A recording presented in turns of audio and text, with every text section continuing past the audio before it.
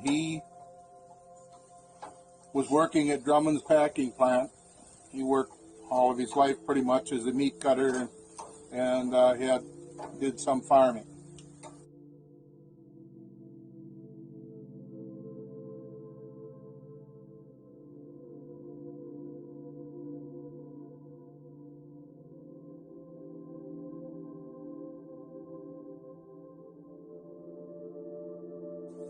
But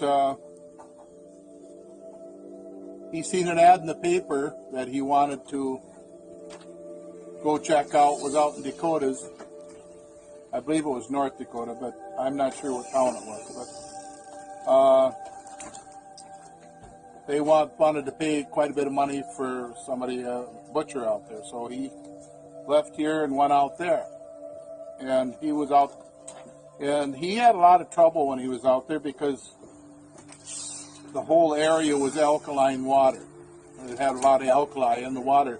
So he ended up having to drink pop all the time in order to have something to drink, because he couldn't drink the water out there because he'd get sick from it.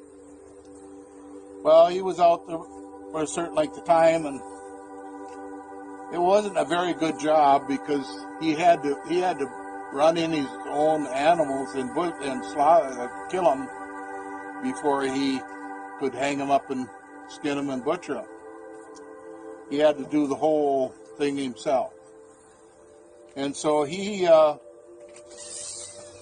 couldn't handle it because he got sick from the water and stuff like that. Well, then he came back home again. He was going to get a job back here again. And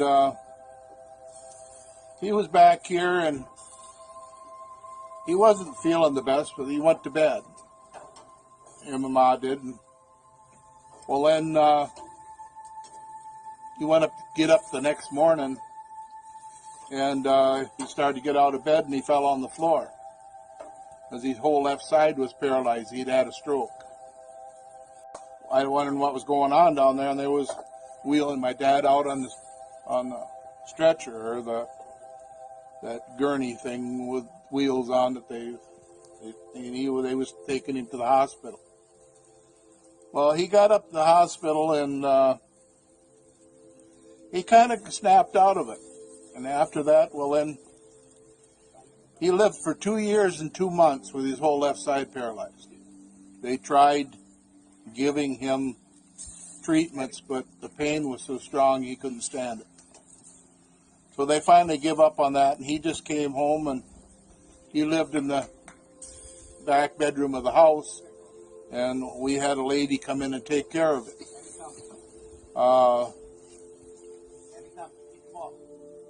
It was my wife now, was her dad's sister, that Margaret Austin, that come and took care of it.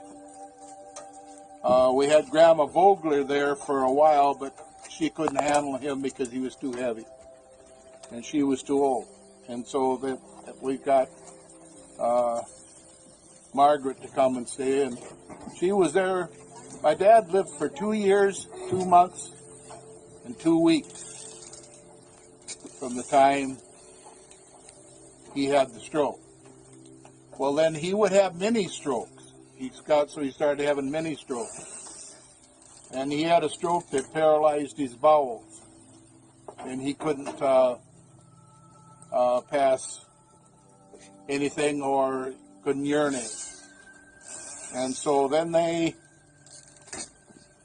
took him into the hospital, and they checked him over, and they figured he was too weak to have surgery to do it that would do any good. So they just let him die because, there was nothing they could do about it. He couldn't pass anything, and so therefore they couldn't give him anything to eat. So he just kind of laid there and invited all the kids home. All of his sons and daughters came home, and Ma was there with him, and